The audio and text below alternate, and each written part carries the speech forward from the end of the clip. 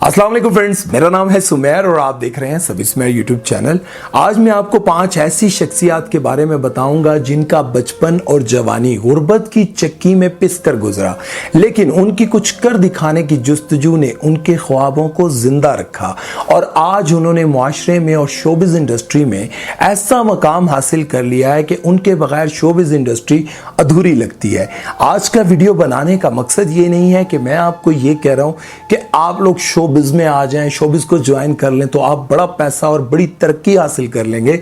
नहीं, आज का वीडियो बनाने का मकसद यह है कि अगर आप किसी गरीब घर में पैदा हुए हैं तो इसका हरगिज ये मतलब नहीं है कि आप ख्वाब ना देखें और आप मेहनत ना करें कि आप इस मुआशरे में कुछ हासिल कर सकेंगे, सिर्फ ये सोच कर कि आप किसी गरीब घर से ताल्लुक रखते हैं और आप कुछ नहीं कर सकते। तो मजीद आगे बढ़ने से पहले नए आने वाले दोस्तों से गुजारिश है कि हमारे चैनल को सब्सक्राइब कर दें और बेल आइकन पर क्लिक करना हरगिज मत भूलिएगा। तो चलते हैं आज की पहली सेलिब्रिटी की तरफ। खलीलुर रहमान कमर। खलीलुर रहमान कमर को कौन नहीं जानता। ये ना सिर्फ मेरे पास तुम हो और प्यारे अफजल जैसे मशहूर तरीन ड्रामों के राइटर हैं, बल्कि शोबिस इंडस्ट्री की माया नाज शख्सियत है, क्योंकि ये अक्सर किसी ना किसी कंट्रोवर्सी में घिरे रहते हैं। आज इनके पास इज्जत, दौलत, शोहरत सब कुछ है, लेकिन ये बात जानकर आपको काफी हैरानगी होगी कि इनका ताल्लुक एक बहुत ही गरीब खानदान से है और इनके वालिद मजदूरी किया करते थे। खलील साहब बताते हैं कि मुझे बचपन से ही लिखने का और राइटर बनने का बहुत शौक था, लेकिन मेरे अब्बा इस काम के बहुत खिलाफ थे।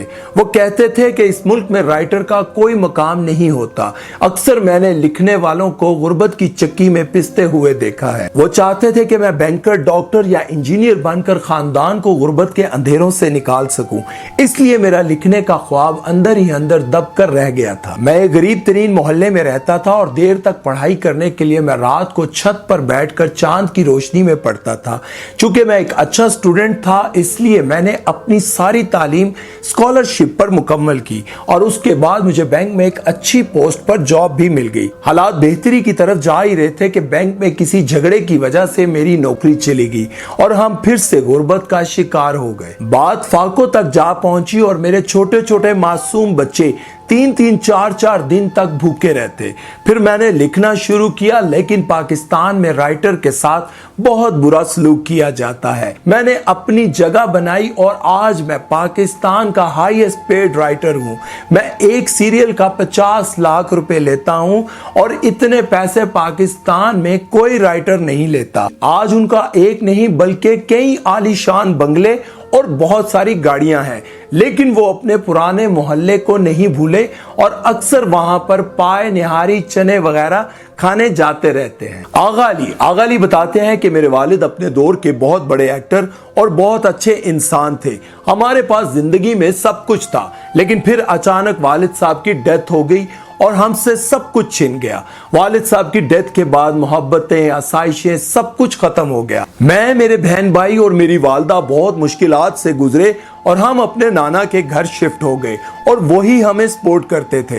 लेकिन चंद साल बाद नाना की डेथ हो गई और उसके बाद मेरे मामू वसीम अब्बास अपनी दूसरी शादी के बाद काफी बदल गए और उन्होंने हम पर तवज्जो देना छोड़ दी और मेरी वालदा को कुछ समझ ना आया और हम किराए के घर में शिफ्ट हो गए। लेकिन किराए के घर भी हम अक्सर चेंज करते रहते, क्योंकि कभी किराया ना होता और कभी बिल के पैसे ना होते और यूं मेरा बचपन 8-10 घरों में भटकते भटकते गुजरा। स्कूल जाने की फीस तक ना होती, कभी 2 माह जाते और कभी 3 माह ना जा पाते। मेरे कजन्स के पास सब कुछ था, इसलिए वो हमारी गुर्बत की वजह से हमें हकारत की नजर से देखते थे और हमसे बहुत तंग होते थे। जब कॉलेज जाने का वक्त आया तो मेरी वालदा ने कहा कि पढ़ाई के लिए पैसे नहीं हैं, कोई काम करो। लेकिन चूंकि मैं एक अच्छा स्टूडेंट था तो मैंने स्कॉलरशिप पर अपनी तालीम मुकम्मल की। मुझे अपने वालिद की बहुत याद आती थी और मैं सोचता था कि अगर अब्बू होते तो हालात कितने मुख्तलिफ होते। हमारे पास सब कुछ होता और मैं रो रो कर अल्लाह से बस यही शिकवा करता कि क्यों इनको इतनी जल्दी बुला लिया। मैं बस अपने अब्बू की तरह हीरो बनना चाहता था, लेकिन कोई रास्ता नजर नहीं आता था। हालांकि पूरा खानदान इसी शोबिज इंडस्ट्री में रचा बसा हुआ था, लेकिन फिर भी मेरी गुर्बत की वजह से कोई मुझे सीरियसली नहीं लेता था और इस फील्ड में कनेक्शंस होने के बावजूद भी कोई मुझे सपोर्ट करने को तैयार नहीं था। और फिर एक दिन मैं जेब में 570 रुपए लेकर कराची चला गया और वहां पर एक कमरे में रहने लगा जहां पर मेरे पास लेटने के लिए तकिया तक न था। मैंने काम हासिल करने के लिए बहुत कोशिशें की, लेकिन मेरी गुर्बत की वजह से किसी ने मुझे मुंह ना लगाया। मैं ये सोचता था कि चलो खानदान वालों ने अगर मुझे सपोर्ट नहीं किया तो मेरे वालिद के साथ काम करने वाले जो उनके बहुत अच्छे दोस्त थे वो मुझे इस फील्ड में वेलकम करेंगे, लेकिन अफसोस की बात है कि उन्होंने भी मुझे सपोर्ट नहीं किया। फिर मुझे लगा कि मैं इसी कमरे में भूखा प्यासा मर जाऊंगा और किसी को पता भी नहीं चलेगा। लेकिन फिर मुझे छोटे मोटे रोल्स मिलने लगे, थोड़ा थोड़ा काम करते करते और रिजेक्शंस का सामना करते करते आखिरकार मैं हीरो बन ही गया। और आज आगा अली एक ड्रामे के इतने पैसे लेते हैं कि जितने एक ऑफिसर सारी जिंदगी नौकरी करने के बाद रिटायरमेंट पर लेता है। नेक्स्ट है फेरोज खान। फेरोज खान को कौन नहीं जानता। ड्रामा सीरियल खानी से करोड़ों दिलों की धड़कन बनने वाला ये शख्स आज भी ड्रामा सीरियल खुदा और मोहब्बत की वजह से लोगों के दिलों और दिमाग पर छाया हुआ है। फेरोज खान ने एक इंटरव्यू में बताया कि मेरे वालिद एक टैक्सी ड्राइवर थे और हम बहुत ही गुर्बत की जिंदगी गुजार रहे थे। चूंकि मैं इकलौता बेटा था, मतलब 2 बहनों का एक ही भाई था, इस वजह से सबकी ख्वाहिश थी कि हमारा बेटा पढ़ लिख कर बड़ा आदमी बन जाए और हमारी परेशानियां खत्म हो जाएं। माँ बाप बहुत मुश्किलों से पैसा जमा करके मुझे एक अच्छे स्कूल में पढ़ा रहे थे। मैं पढ़ाई में भी बहुत अच्छा था, लेकिन फिर अचानक किसी मजबूरी की वजह से वो फीस भी मेरे वालिद नहीं दे पा रहे थे और मुझे वो महंगा स्कूल छोड़ना पड़ा और एक छोटे मोटे बेकार स्कूल में डाल दिया। बेशक मेरा ताल्लुक एक गरीब खानदान से था, लेकिन मैं शुरू से ही अच्छे और बड़े स्कूलों में पढ़ा था। लेकिन अब मेरा इन छोटी छोटी क्लासों में आकर दम घुटता था, इसलिए मैं सोचता था कि मेरी जिंदगी का अब कोई मकसद नहीं रहा, क्योंकि मैं पढ़ाई में बिल्कुल नील हो गया था। और अब मैं सोचता था कि ना अब मैं पढ़ सकूंगा और ना ही बड़ा आदमी बन सकूंगा और अपने वालिद की तरह गुर्बत की चक्की में ही पिसता रहूंगा। और फिर फैमिली को सपोर्ट करने के लिए मेरी बहन हुमायमा मलिक ने कदम आगे बढ़ाया और शोबिज़ में काम करना शुरू किया।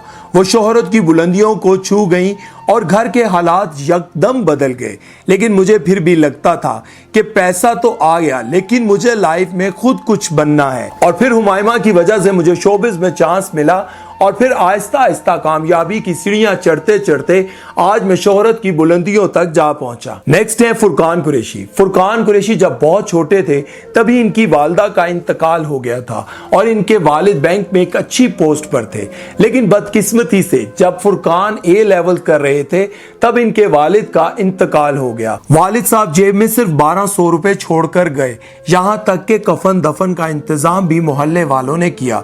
फुरकान कहते हैं कि सरकारी घर भी छिन गया और मेरी बड़ी बहन ने पढ़ाई छोड़कर जॉब करना शुरू कर दी और मुझे पालने लगी। लेकिन इसकी तनख्वाह बस इतनी ही थी कि घर का किराया और बिल ही दे पाते।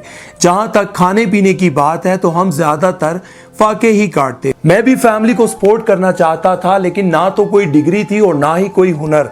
लेकिन मेरा एक ख्वाब था कि मैं एक्टर बनना चाहता था। लेकिन मुझ जैसे गरीब आदमी जिसके तन पर कपड़े भी फटे और पुराने होते थे, उसको शोबिज़ में काम तो ना मिला, लेकिन ढेरों जलालतें और ख्वारियां जरूर मिली। मैंने बहुत ऑडिशंस दिए, बहुत धक्के खाए, बहुत जलील हुआ, लेकिन काम ना मिला।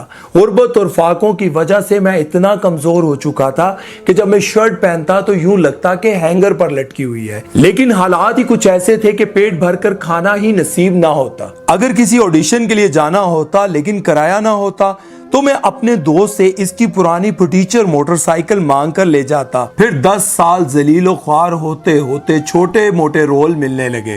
पहले तो यही रोल मिलते कि ऑफिस में चाय रख दी, लेकिन फिर कुछ बेहतर रोल्स मिलने लग गए और फिर मैं धीरे धीरे आगे बढ़ता गया। और पहले कभी मैं किसी की पुरानी एफएक्स भी देखता तो अल्लाह से यही दुआ करता था कि अल्लाह मुझे यही दिला दे।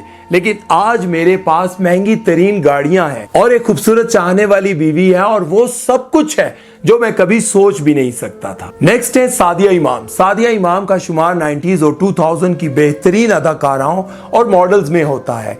इनकी खूबसूरती के तो सभी दीवाने थे। इन्होंने एक्टिंग से पहले मॉडलिंग में अपने पंजे गाड़े, लेकिन कोई नहीं जानता कि ये खूबरू हसीना एक इंतहाई गरीब खानदान से ताल्लुक रखती थी, जिन्होंने अपनी अनगिनत ख्वाहिशात का गला घोंटा लेकिन ख्वाबों को जिंदा रखा। سعدیہ کے والد ایک مزدور تھے اور ان کی والدہ کپڑے سلائی کرتی تھی۔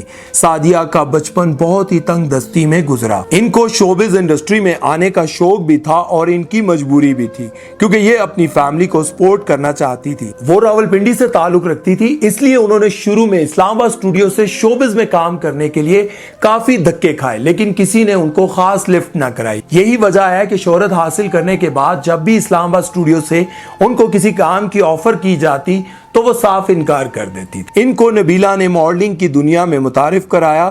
عروج ملنے کے بعد انہوں نے اپنی پوری فیملی کو سپورٹ کیا۔ وہ اتنی بہترین اداکارہ تھی کہ انہوں نے لگاتار 5 سال بیسٹ ایکٹریس کا لکس اسٹائل ایوارڈ جیتا اور اس کے بعد جرمنی میں سیٹل ایک امیر ترین شخص سے شادی کر لی، اور اب وہ اپنی ایک چھوٹی سی بچی کے ساتھ اور اپنے شوہر کے ساتھ ہنسی خوشی زندگی گزار رہی ہیں۔ دوستو، یہ تھی وہ 5 شخصیات جنہوں نے غربت میں آنکھ کھولی، بچپن غربت میں گزارا اور اپنی آدھی جوانی دھکے کھانے میں گزار دی، لیکن کچھ کر دکھانے کی جستجو نے ان کو چین سے نہ بیٹھنے دیا۔